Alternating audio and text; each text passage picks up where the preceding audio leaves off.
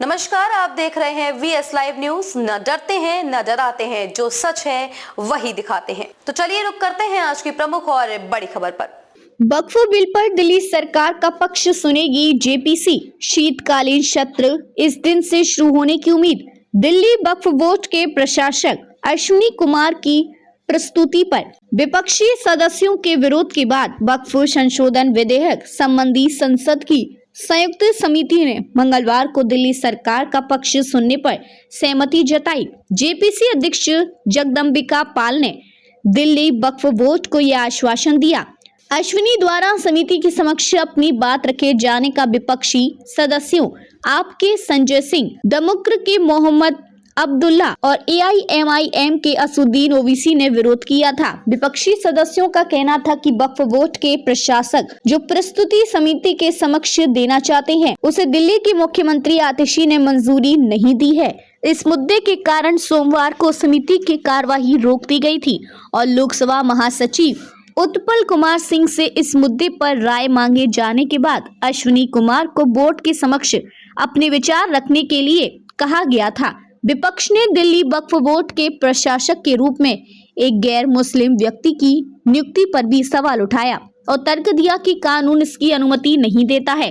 भाजपा के एक सदस्य ने इस पर पलटवार करते हुए कहा कि पहले भी इन पदों पर गैर मुस्लिम व्यक्तियों को नियुक्त किया गया है। इसके बाद तीनों विपक्षी सदस्य हाल के केंद्र में जमा हो गए और लगभग 1 घंटे तक नारे लगाते रहे, जिसके बाद जगदम्बिका पाल नरम पड़े और अपने प्रतिनिधि के माध्यम से इस मुद्दे पर दिल्ली सरकार का पक्ष सुनने के लिए सहमत हुए।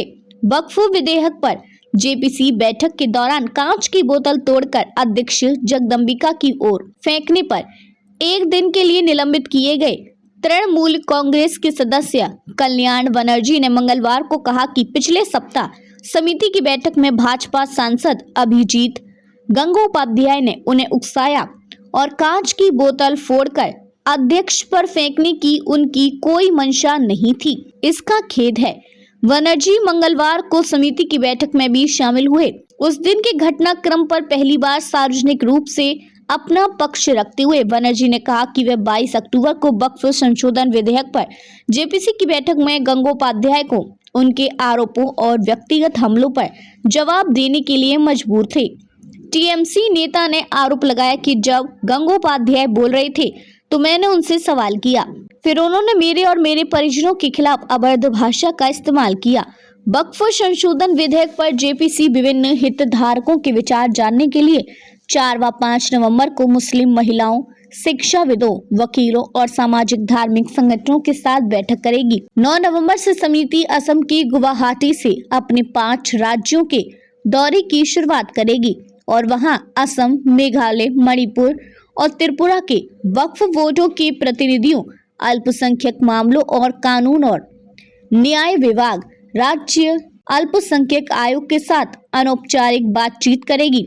उसके बाद समिति उड़ीसा की भुवनेश्वर में 11 नवंबर, बंगाल में 12 नवंबर, बिहार में 13 नवंबर और उत्तर प्रदेश के लखनऊ में 14 नवंबर को हितधारकों के साथ चर्चा करेगी। जेपीसी को संसद के शीतकालीन सत्र के पहले सप्ताह के अंतिम दिन तक विधेयक पर अपनी रिपोर्ट प्रस्तुत करने को कहा गया है। शीतकालीन सत्र 25 नवंबर से शुरू होने की उम्मीद है। खबरों में अब तक के लिए बस इतना ही। फिर होगी आपसे मुलाकात ऐसी ही किसी बड़ी और खास खबर के साथ। तब तक के लिए नमस्कार और देखते रहिए VS लाइव न्यूज।